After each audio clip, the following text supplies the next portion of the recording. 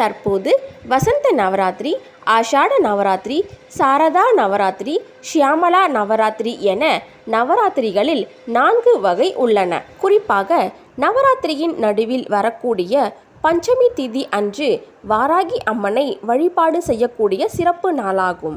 இந்த நாளில் விரதம் இருந்து வாராகி அம்மனுக்கு அபிஷேகம் மற்றும் அர்ச்சனைகள் செய்து வழிபட்டால் சிறந்த பேச்சுத்திறன் கிடைக்கும் என நம்பப்படுகிறது.